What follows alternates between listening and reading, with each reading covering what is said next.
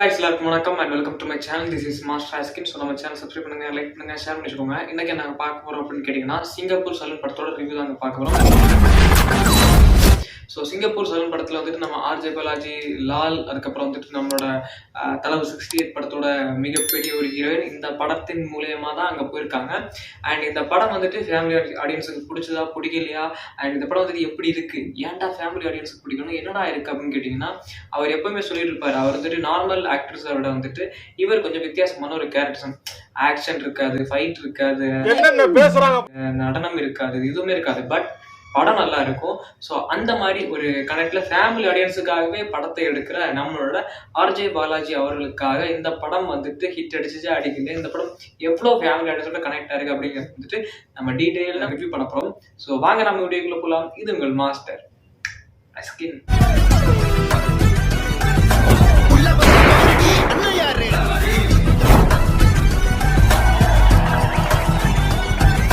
பாலாஜி வந்துட்டு இந்த படத்துல வந்துட்டு அவர் நடிச்சிருந்த அம்மன் எல்கேஜி மாதிரி இந்த படமும் வந்துட்டு ஒரு டிஃப்ரெண்டான ஒரு ஜானர் தாங்க. மாதிரி ஆளுங்களுக்கு success is not an option, must. So இந்த படத்துல அவர் என்ன சொல்ல வந்திருக்காரு, என்ன சொல்லியிருக்காரு, அவங்க என்ன பண்ணியிருக்காங்க, கோகுல் டைரக்டர் இருக்காருல்ல, ஸோ அவர் வந்து என்ன பண்ணியிருக்காங்க அப்படிங்கிறத நாம வந்துட்டு இப்போ தெரிஞ்சுக்க போறோம். என்னடா அப்படின்னு கேட்டீங்கன்னா, இந்த படத்தோட கதை வந்துட்டு அவர் வந்துட்டு ஒரு சலூன் வைக்க ஆசைப்படுறாரு. சின்ன மிடில் கிளாஸ் பையன். அவன் வந்துட்டு படிச்சு முடிச்சு, அவன் ட்ரெயிலர் காமிச்ச மாதிரி தான் படிச்சு முடிச்சு அவன் நல்லா ஸ்கோர் பண்றான்.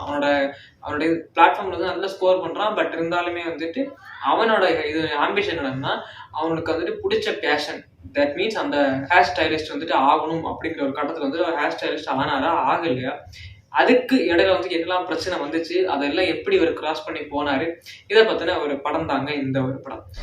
ஹேர் ஸ்டைலிஸ்ட் ஆகணுன்றது தான் என்னோட பேஷன். ஸோ ஃபேமிலி ஆடியன்ஸ் பிடிக்கும் அப்படிங்கிறத பொறுத்து வந்துட்டு இந்த படத்தை வந்துட்டு ஒத்துக்கலாம். ஓகே, நல்லா இருக்கு, அந்த அளவுக்கு காமிச்சிருக்காங்க. அது ரொம்ப இனேட்டிவா அந்த கதை வந்து புரிஞ்சுது. அண்ட் இன்னொரு விஷயம் என்ன அப்படின்னு கேட்டீங்கன்னா, தண்ணி இதெல்லாம் இருக்குல்ல, ஸோ அந்த இடத்துல வந்துட்டு தண்ணி எல்லாம் அதெல்லாம் காவாயெல்லாம் மூடிட்டு அப்படியே வந்துட்டு பில்டிங் கட்டிடுவாங்க. ஸோ அந்த இடத்துல வந்து பில்டிங் எல்லாம் இடிஞ்சு விழுற மாதிரி சீன்ஸ் எல்லாம் வந்துச்சு. இப்போ அந்த ஃப்ளட் வந்துச்சு இல்லை, ஸோ இதெல்லாம் வந்துட்டு சூப்பராக காமிச்சிருந்தாங்க. அந்த சீன்ஸ் எல்லாம் அப்படியே ரியலிஸ்டிக்ல நடந்தா எப்படி இருக்கும் அந்த மாதிரி காமிச்சிருந்தாங்க. அண்ட் நிறைய மரங்கள் எல்லாம் அழிக்கிற மாதிரி, அந்த அழிக்கிற மரத்துல இருந்து எவ்வளோ கிளிகள் அண்ட் இதெல்லாம் வந்துட்டு காமிப்பாங்க. ஸோ அந்த போஸ்டரோட கிளிகளோட போஸ்டர்ஸ் எல்லாம் இருந்துச்சுல, ஸோ அந்த போஸ்டருக்கும் இதுக்கும் என்ன சம்மந்தம் நான் யோசிச்சுட்டு இருந்தேன். அது வந்து இந்த படத்தை பார்த்தோன்னே புரிஞ்சிச்சு. ஓகே, இதனாலதான் இந்த கிளியோட போட்டோஸ் இந்த சிங்கப்பூர் சலூன் படத்தோட அந்த ஃபர்ஸ்ட் லுக் போஸ்டர்ல அண்ட் அந்த லோகோ மாதிரி இருக்கிற அந்த டிசைன்ஸ் வந்து இருக்குது அப்படின்ட்டு. அண்ட் இதுல எனக்கு இன்னொரு விஷயம் என்ன அப்படின்னு கேட்டீங்கன்னா, ஃபேமிலி ஆடியன்ஸ் பிடிச்சா பிடிக்கலாம்னு சொல்லும்போது வந்துட்டு எமோஷனல் தான் கொஞ்சம் கனெக்ட் ஆகணும். ஏன்னா எமோஷனல் கனெக்ட் ஆனாதான் அந்த ஃபேமிலி ஆடியன்ஸுக்கு பிடிச்சா பிடிக்கலன்னு வந்துட்டு நம்ம கேதர் பண்ண முடியும். ஸோ அதை பொறுத்த வரைக்கும் வந்துட்டு இது பக்காவா எமோஷனல் கனெக்டா இந்த படம் வந்துட்டு கரெக்டா இருக்கு. ஆனா பல இதெல்லாம் வந்துட்டு இப்போ கேமியோஸ்ல வந்துட்டு நிறைய பேர் வருவாங்க. லோகேஷ், ஜீவா அவங்கள தவிர்த்து வந்துட்டு இன்னொருத்தவங்களும் வருவாங்க. ஸோ அவங்க வந்துட்டு பண்றது வந்துட்டு நம்மளுக்கு யாருமே அப்படி பண்ண மாட்டாங்க. இது வந்துட்டு ஒரு கமர்ஷியல் படமா தான் இருக்கு, ஒரு ரியலிஸ்டிக் படமா இல்லை. அதை அவரே ஒத்துக்கிட்டாரு, அவரே சொல்லியிருக்காரு. ரியலிஸ்டிக்கை தவிர்த்து ஒரு கமர்ஷியல் படமா எடுத்து நடிச்சிருக்காரு.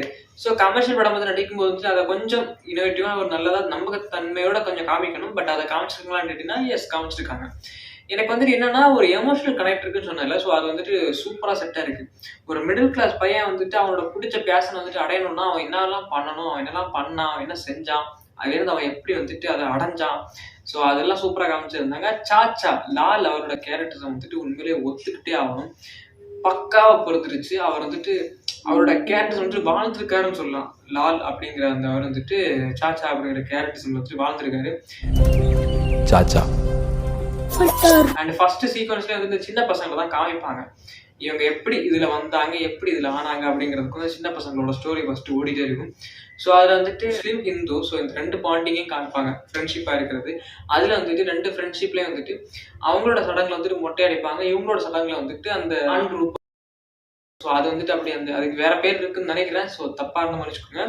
அப்போ அது வந்துட்டு பண்ணுவாங்க. அப்போ அது பண்ணும்போது வந்துட்டு நமக்கு அதை வந்துட்டு அவங்க சூப்பராக காமிச்சிருந்தாங்க. சூச்சுவை கட் பண்ணிட்டாங்களா அப்படி சொல்லுவோம். ரொம்ப காமெடியா இருந்துச்சு.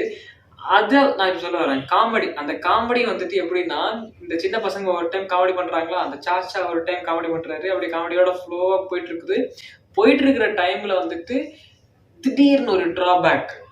சத்யராஜ் அவரோட என்ட்ரி. நான் வந்துட்டு ட்ரெய்லர் டீகோட்லயே நான் போட்டிருந்தேன். சத்யராஜ் வந்துட்டு இதுல காமெடி பண்ணிருக்கேன்னு சொல்லியிருக்காரு. ஸோ சத்யராஜ் வந்து அவர் வந்துட்டு கொஞ்சம் கிரிஞ்ச் பண்ற மாதிரி காமெடி பண்ணிட்டாருன்னா சத்தியமா இது வந்துட்டு எனக்கே பிடிக்காம போயிடும். இது வந்துட்டு பாக்குற ஆடியன்ஸுக்கே வந்துட்டு கொஞ்சம் பிடிக்காம போக வாய்ப்பு இருக்கு அப்படின்னு நினைச்சேன்.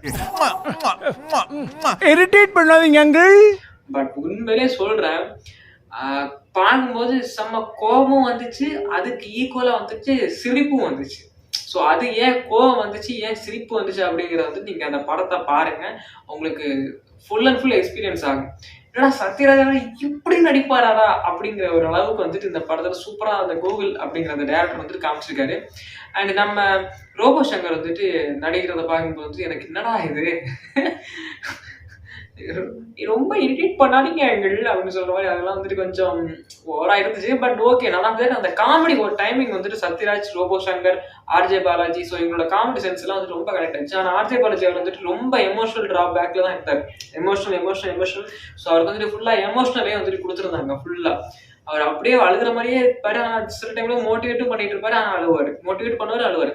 இப்போ உங்களுக்கு வந்துட்டு இப்போ இந்த நமக்கு வந்துட்டு ஒரு ஃபெயிலியர் ஆயிடுச்சுன்னு வச்சுக்கோங்களேன், லவ் ஃபெயிலியராக இருக்கட்டும், இல்லை வந்துட்டு வாழ்க்கையே ஃபெயிலியர் ஆகட்டும் இருக்கட்டும், இல்லை நான் முடியலை, நான் சாக போறேன் அப்படிங்கிறதா இருக்கட்டும், இவர் என்ன பண்ணுவார் தெரியுமா? இவர் ஒன்று பண்ணுவார். ஸோ அது வந்துட்டு தற்கொலை பண்ண போவாரான்னு கேட்டிங்கன்னா அதுவும் இருக்கு. பட் ஆனால் அதுக்கு மேலேயும் ஒன்று பண்ணுவார். ஸோ நீ வந்துட்டு இப்படி ஒரு ஃபெயிலியர் ஆகிட்டா நீ சடக்கு அடிக்கணும், தம் அடிக்கணும்னு தவிர்த்து நீ இதுவும் பண்ணலாம், இது பண்ணாலும் உனக்கு ஸ்ட்ரெஸ் குறையும் அப்படிங்கிறத வந்துட்டு அவர் காமிச்சிருந்தாரு. அதுக்கப்புறம் சில சீன்ஸ் எல்லாம் வந்துட்டு என்னன்னா இந்த மாதிரி நமக்கு ரியலிஸ்டிக் தவிர்த்து இது கமர்ஷியல் படம்னு சொல்லியிருக்காங்க. பட் ரியலிஸ்டிக் இதை கனெக்ட் பண்ணி பார்த்தோம்னா இந்த மாதிரிலாம் வர மாட்டாங்க, இந்த மாதிரி ஹெல்ப் பண்ண மாட்டாங்க.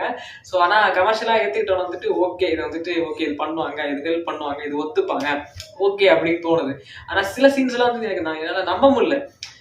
அதை கனெக்ட் பண்றதை விட வந்து நம்ம லைஃப்ல அதை கனெக்ட் பண்றதை விட வந்துட்டு இப்பெல்லாம் நமக்கு எங்கடா நடக்க வச்சா இதெல்லாம் சும்மா காமிக்கிறாங்கடா அப்படியே நம்ம ஒரு மனசுல ஒரு எண்ணம் அப்படியே தானா மைண்ட்ல ஓடிட்டே இருந்துச்சு, என்னடா ஓவரா பண்றாங்க அப்படின்ட்டு.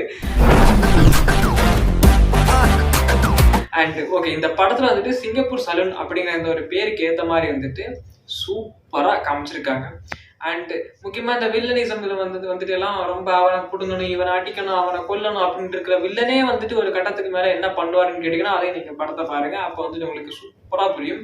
ஸோ எல்லாத்துக்கும் வந்து சூப்பரா புரியும்னு கேட்டீங்கன்னா அதுக்கு காரணம் வந்து இந்த படம் வந்துட்டு அவ்வளோ எமோஷனல் கனெக்டா இருக்கு. நான் வந்துட்டு எல்லாத்தையும் சொல்லிட்டு சில ரிவ்யூவர்ஸ் மாதிரி எல்லாத்தையும் சொன்னா நீங்க படம் பார்க்கும்போது அடுத்து இதுதான் வரப்போகுது நீங்க ப்ரெடிக்ட் பண்ற மாதிரி ஆயிடும். ஸோ சில சீன்ஸ்ல வந்து நம்ம ப்ரெடிக்ட் பண்ணாம பாக்குறதே வந்துட்டு நமக்கு நல்லது. இப்போ நோ லாஜிக் சீன்ஸ் அந்த படத்துல எல்லாம் வந்துட்டு நம்ம வந்து லாஜிக் சீன்ஸை தவிர்த்துட்டு நம்ம படம் பார்த்தா நல்லா இருக்கும் சொல்லுவாங்கல்ல. நீ லாஜிக் எதிர்பார்க்காதப்பா, நீ படத்தை பாருப்பா அப்படின்னா ஓகே அப்படின்னு வந்துட்டு படத்தை பார்ப்போம்ல. இப்போ ஒருத்தர் அடிச்சானா அங்க எங்கேயோ பறந்து விடுறான்னா அது வந்துட்டு லாஜிக் மிஸ்டேக் தான், அதே ஒரு லாஜிக் மிஸ்டேக். ஸோ அதை நம்ம கழட்டி வச்சுட்டு நம்ம ஸ்டார் அப்படின்னு வந்துட்டு சொல்றோம்ல. ஸோ அதுக்கு வந்துட்டு அதே மாதிரி இதுல வந்துட்டு நீ ப்ரெடிக்டபிளா தோணுதா, இல்ல அது இல்லைன்னா மண்டையை போட்டு கழுவிட்டு அதை ப்ரெடிக்டபிளா நோண்டாத, அதான் தோண்டா, அதை நோண்டாம உன் அந்த படத்தை மட்டும் பாரு. வாங்க போமா. இந்த படம் உண்மையிலே முழுக்க full and full family entertaining படம் தான், 100% நான் சொல்லுவேன். இப்போ இந்த வேற படங்கள்லாம் போட்டிக்கு இறங்கி இருக்குல்ல, so none of that RJ பாலாஜிக்காகவே இந்த படம் வந்துட்டு கண்டிப்பா ஓடும். ஃபேமிலி ஆடியன்ஸ்க்காக கண்டிப்பா இந்த படம் வந்துட்டு ஓட வாய்ப்பு இருக்கு. குடும்பங்கள் கொண்டாடும் வெற்றி அப்படின்னு வந்துட்டு சொல்றதுக்கு இந்த படம் வந்துட்டு உகந்ததா இருக்கும்னு நான் சொல்றேன். ஸோ வீட்டுல விசேஷம், LKG, run baby run and வந்துட்டு மூக்குத்தி அம்மன், ஸோ இவரோட லைஃப் அந்த மூவி ஹிஸ்ட்ரியில வந்துட்டு அப்படியே ஒவ்வொரு டிஃப்ரெண்ட் ஜானர் வந்துட்டு தேர்ந்தெடுத்து இருக்காரு. ஸோ அப்படி தேர்ந்தெடுக்கும் போது இது வந்துட்டு கொஞ்சம் அதை விட கொஞ்சம் டிஃப்ரெண்டான ஜானர். அதுக்கு மேல வந்து இந்த படத்துல நிறைய அவர் படத்துல பண்ணாத நிறைய விஷயங்கள் இதுல அவர் பண்ணியிருக்காரு. ஸோ ரொம்ப சூப்பரா இருக்கு. நீங்களும் வந்துட்டு இதே மாதிரி ட்ரை பண்ணி பாருங்க. ஏன்னா நம்ம செய்யற வேலை வந்துட்டு இந்த இடத்துல இருந்தாதான் அதுக்கு வந்துட்டு வேல்யூ, இந்த இடத்துல இருந்தாதான் அதுக்கு வந்து வேல்யூ அப்படிலாம் கிடையாது.